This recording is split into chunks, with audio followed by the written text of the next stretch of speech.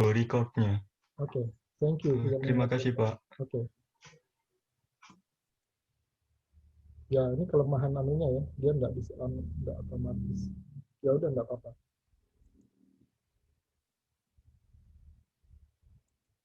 Oke, thank you sudah mengingatkan. Nah, kemudian ya sistem informasi fungsional itu juga mencakup apa? Ini tombol recordnya udah muncul ya. Ini kalau di saya gimana ya saya membedakan ini terrecord atau enggak juga enggak kelihatan di tempat saya.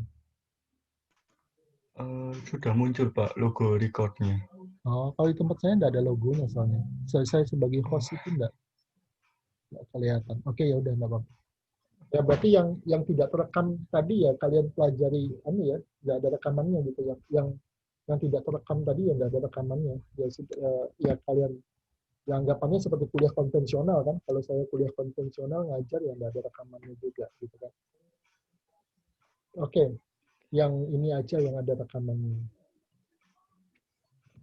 Nah, kemudian juga sistem informasi fungsional yang lain adalah Human Resource Information System, ya, sistem informasi sumber daya manusia. Ya, ini untuk pengelolaan SDM, ya, sistem informasi SDM. Nah, High Risk Human Resource Information System. Fungsinya dia mengelola informasi tentang karyawan perusahaan. Jadi mulai karyawan itu direkrut, karyawan itu menjalani training, diterima, menjalani training, kemudian dia menjalani karir di perusahaan, ya misalnya pindah tugas, promosi jabatan, sampai akhirnya dia misalnya dipecat, mengundurkan diri, atau pensiun. Nah, itu tugasnya Human Resource Information System, sistem informasi SDM, untuk mengelola semua itu. Ya. Sehingga nanti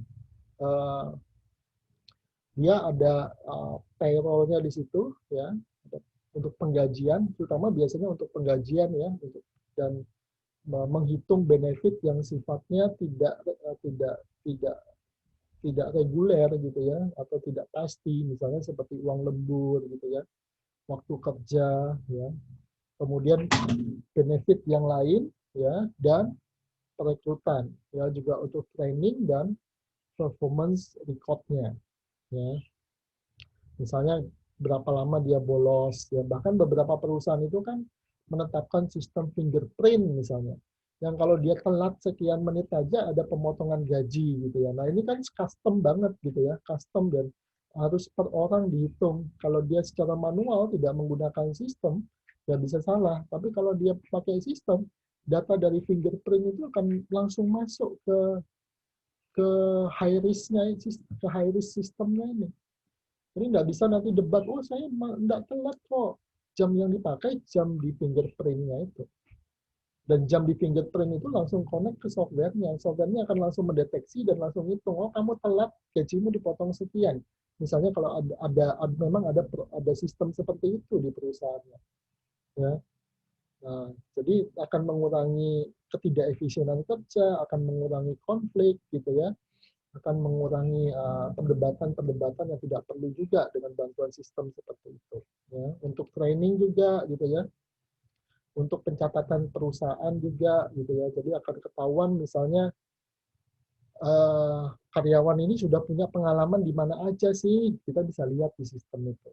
Berapa lama dia sudah mengabdi gitu ya. Nah, kalau berapa lama sudah mengabdi ini kalau dia pensiun kan terkait uang pensiunnya, karena uang pensiun itu dikaitkan dengan berapa lama dia mengabdi. Kalau ada promosi jabatan, kita bisa melakukan talent management dengan melihat apa database di sistem ya. Karyawan mana yang berdasarkan pengalaman, berdasarkan pendidikan, berdasarkan loyalitas, berdasarkan masa kerja, dia yang layak untuk masuk misalnya mengisi posisi tertentu di perusahaan kita sebelum kita melakukan rekrutmen secara eksternal ya. Nah, kemudian planning, rekrutmen, nah ini yang kita kerjakan dengan SDM ya, retraining ya. Jadi semua proses di dalam manajemen SDM karyawan itu bisa dibantu oleh sistem ya. Dan dengan sistem yang baik, kepuasan karyawan itu juga baik sehingga dia bisa meretain people gitu ya, meretain SDM kita supaya SDM kita itu enggak sebentar-sebentar keluar masuk. Kalau ketidakpuasannya tinggi ya dia akan keluar masuk gitu ya, cari perusahaan lain yang lebih baik gitu ya. Dan secara produktivitas itu akan dampaknya buruk terhadap perusahaan kita ya. Walaupun mungkin secara benefit menguntungkan secara keuangan gitu ya. Karena kalau karyawannya baru terus kan gajinya mulai dari nol terus gitu ya. Kalau karyawan yang lama kan gajinya udah naik berapa kali udah lebih mahal daripada karyawan baru ya. Tapi secara produktivitas dan kondusivitas atmosfer kerja itu udah bagus gitu ya. Nah, untuk rekrutmen, pencarian sistem ya. Jadi untuk pencarian tenaga kerja ya, kemudian bisa nge-link ke sosial media dan sebagainya. Ada buku tentang sosial media juga saya taruh di ini ya, di ULS, nanti coba kalian cek, kalian baca-baca. Tidak mungkin saya terangkan itu karena itu satu buku ada ratusan halaman dan tapi itu useful ya. Karena bicara tentang sosial media juga dan sosial media itu kan salah satu sumber data eksternal gitu ya. Kalau kita bicara big data, maka data eksternal yang paling besar itu ya dari sosial media sekarang. Setiap hari itu ada triliunan gigabyte data yang di-input atau di-upload oleh miliaran user di seluruh dunia. Ya, dia menjadi database yang sangat besar. Nah, tinggal kita menggali datanya, gitu ya. Dan meskipun itu menjadi anu juga ya, menjadi perdebatan juga tentang aspek apa itu aspek kerja dari perusahaan itu ya. Nah, kemudian juga untuk memaintain SDM ya, evaluations ya, biasanya evaluation ini kan biasanya untuk kenaikan jabatan ya, kenaikan gaji juga. Ada perusahaan-perusahaan yang menganut sistem kenaikan gaji itu berdasarkan evaluation. Kalau evaluationnya bagus, gajinya bisa naik di atas rata-rata. Kalau evaluation-nya nggak bagus, mungkin dia nggak naik gaji atau gajinya cuma naik dikit. Ya. Nah, itu sistem itu bisa membantu. Training gitu ya, merencanakan keahlian, karir dari karyawan. Nah, itu bisa dibantu, didukung, disupport, dimonitor oleh sistem informasi berbasis komputer. Ya. Bisa juga memasukkan modul-modul seperti video pembelajaran, ya, mobile device, virtual reality, simulasi, nah bisa masuk ke sini juga. Ya. Nah, kemudian sistem informasi fungsional ini diintegrasikan. Sehingga nanti tidak ada silo lagi, tidak ada sistem yang dia kemudian berdiri sendiri-sendiri, kemudian dia muncul sendiri-sendiri, nggak ada sistem yang seperti itu. Dia akan terintegrasi satu sama lain, antara satu sistem dengan satu bagian di dalam perusahaan. Sehingga dia disebut dalam konsep sebagai apa? Enterprise wide system gitu ya. Sistem korporasi enterprise wide. Enterprise wide itu mencakup keseluruhan korporat ya, crossing departments, melintasi department, melintasi unit-unit bisnis yang ada di dalam perusahaan itu. Ya, kalau perusahaan itu misalnya beranak bisnisnya banyak, ya, nah, seperti itu. Oke, silakan kalau ada pertanyaan.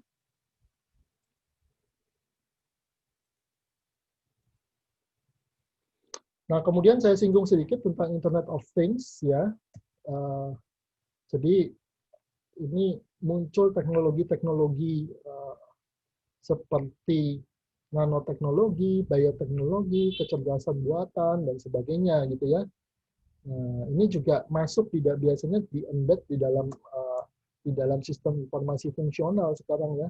Sensor, kecerdasan buatan, otomasi, itu masuk dalam sistem informasi fungsional. Jadi dia mengkombinasikan antara elektro dengan informatika ya. Jadi tidak murni lagi hanya ya tulang punggungnya itu sistem informasi fungsional, tapi di belakangnya itu ada tambahan-tambahan teknologi, sensor dan sebagainya ya. Jadi di embed ke dalam sistemnya itu ya. Dan dia menggunakan jaringan internet juga ya, sehingga nanti dia bisa apa itu bisa dikendalikan dari jarak jauh gitu ya. Jadi menggunakan jaringan internet ya. Menggunakan jaringan internet, ada softwarenya, kemudian ada sensor, teknologi robotikanya, ada sensor cerdasnya. Jadi gabungan antara hardware, software, internet. Jadi IoT itu kandungannya di dalamnya itu ya. Hardware, software, internet gitu ya. Hardware-nya itu teknologi robotika dan sensor-sensor cerdas, kecerdasan buatan. Ya.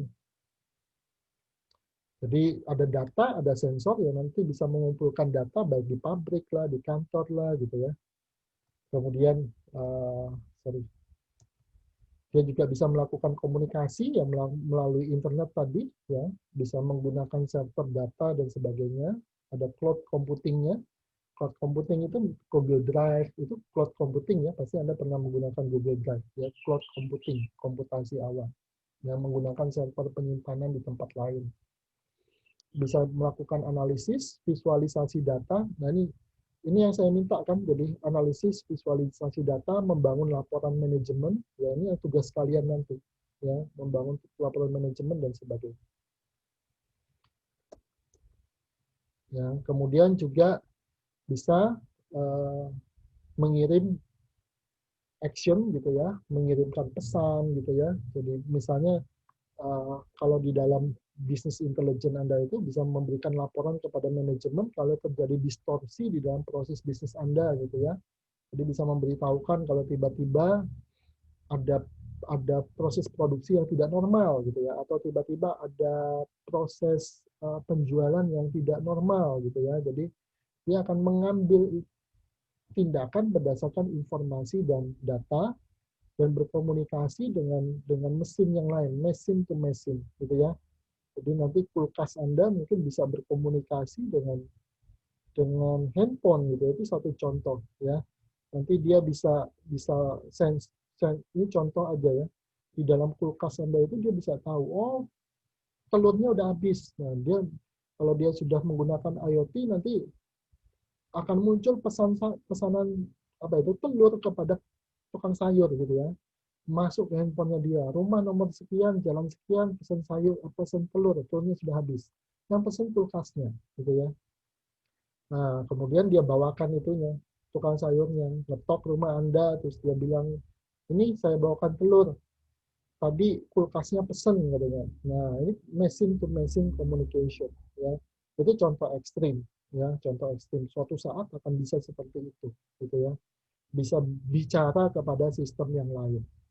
Ya, jadi bukan hanya software, tapi juga ada sensor, ada aspek cerdasnya gitu ya, teknologi cerdasnya itu. Ya.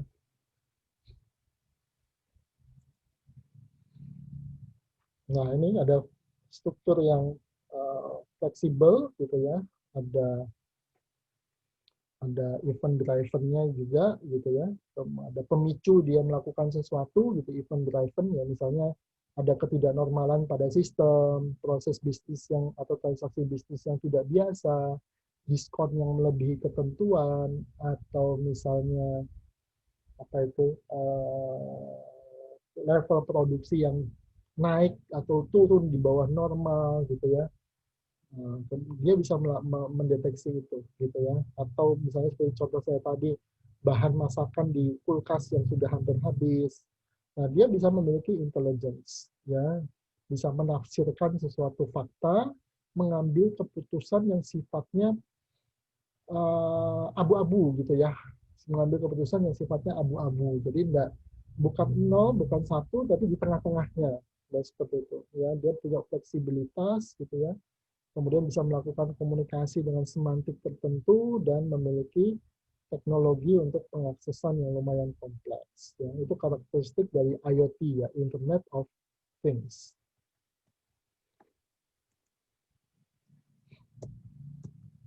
Ya, ada biosensor, ya, ini yang saya bilang virtual environment, rumah, gitu ya, kantor. Nah, dia menghubungkan itu, ya, memonitor ini contoh-contoh aplikasinya ya, memonitor kadar gula di dalam darah gitu ya.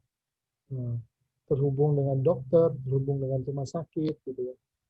Ya, mesin cuci yang punya kecerdasan buatan ya. sistem keamanan rumah yang cerdas, ya bisa mengirimkan notifikasi berdasarkan fakta-fakta atau kejadian-kejadian tertentu, bisa mengaktifkan video dan sebagainya ke dalam handphone Anda kalau ada sesuatu, dan dia bisa mendeteksi itu, gitu ya. Nah, ini tempat apa itu? Tempat telur yang bisa mengatakan kepada pemiliknya gitu ya, berapa telur yang ada di dalam tempat telur itu gitu. Makanya nanti lemari esnya ini bisa tahu nih, telur Anda udah habis, dan kemudian dia bisa pesan lewat aplikasi ke apa itu? Aplikasinya tukang sayur misalnya, tukang ikan gitu ya, tukang sayur atau tukang sembako ya. Bisa mendeteksi kalau telurnya itu sudah busuk dan seterusnya ya. Nah, ini untuk apa nih? Sikat gigi gitu ya, wah bisa mendeteksi kebersihan sikat giginya dan seterusnya ya. Nah, dia akan di mana-mana terkoneksi ya di berbagai bidang di dalam hidup Anda gitu ya. Jadi ini akan mempengaruhi kehidupan kita di masa depan, dan Anda generasi yang mungkin akan merasakan pengembangannya dengan lebih cepat gitu ya, digital classroom gitu ya. Nah, ini kan konsep-konsep yang lama, yang sudah ada lama, kemudian lambat berkembang, tapi tiba-tiba dipaksa untuk oleh kondisi pandemi untuk tumbuh lebih cepat, gitu ya. Tapi syaratnya ini menggunakan internet, ya ada internet, ada software. Tapi kalau dilihat dari ekosistemnya, dia sudah hampir jadi. Jadi ekosistem pendukungnya tuh ready. Internet itu sudah ada di mana-mana. Hampir semua dari kita itu menggunakan handphone cerdas. Jadi dari sisi support ekosistemnya, dia sudah cukup siap gitu ya untuk bisa melakukan hal tersebut gitu ya. Nah, sehingga dia akan mengubah secara permanen kehidupan kita di masa depan.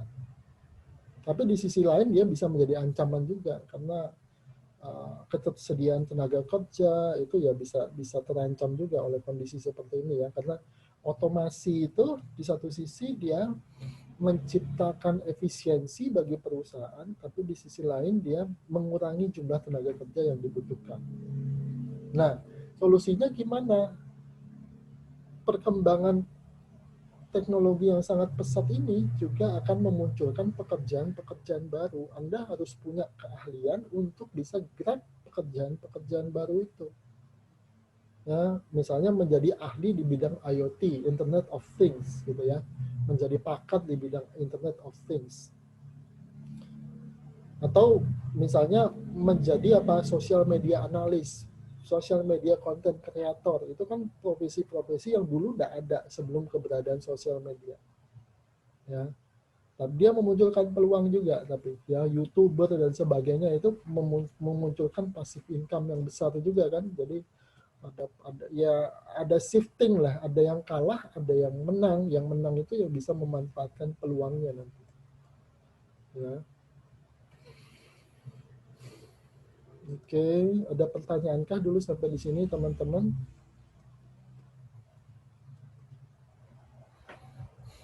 Nah, hari ini kita belajar tentang TPS, Transaction Processing System. Sayangnya tidak semua terekam tadi ya, cuma sebagian terekam, ya udah nggak apa-apa gitu ya. Tapi sebagian itu nanti tetap saya masukkan. Ya. Artinya tidak semua dari kuliah kita ini terekam, ada yang tidak terekam tadi. Ya nanti saya kasih notes tidak terekam lengkap gitu ya. Kemudian kita belajar tentang sistem informasi fungsional tadi ya, sistem informasi fungsional. Ada sistem informasi pemasaran, sistem informasi produksi, sistem informasi SDM, sistem informasi untuk research and development dan akuntansi keuangan dan seterusnya. Kemudian kita belajar juga bagaimana Internet of Things itu akan embedded ya, dibenamkan, ditanamkan, diintegrasikan ke dalam sistem informasi komputer juga ya. Jadi tidak murni pure software lagi, tapi dia gabungan software, konektivitas internet, dan teknologi robotika, sensor-sensor cerdas dan seterusnya. Ya, gabungan teknologi elektro dan informatika. Ada pertanyaan sampai di sini teman-teman? Tugasnya mulai dikerjakan ya, ini sudah minggu ke-3 ya, ada PPT dan paper nanti yang harus kalian kumpulkan dan Zoom yang kalian presentasikan. Ini urutan kelompok udah ditentukan kan? Kelompok 1 siapa gitu? Kelompok 1 sampai 4, 5 sampai 8 sudah ditentukan belum? Ketua kelasnya siapa? Kemarin yang jadi ketua kelas? Halo? Sudah ditentukan ya urutan kelompoknya? Urutan kelompoknya sudah ditentukan belum? Halo? Kemarin sudah, Pak. Sudah, oke. Berarti udah tahu ya kelompok 1 mana. Jangan sampai nanti pas waktunya presentasi terus nggak ada yang mau maju gitu ya. Nah, itu Iya, nanti Pak. jadi masalah gitu ya. Waktu kita terbatas gitu ya. Oke, ada pertanyaan lagi sampai di sini teman-teman?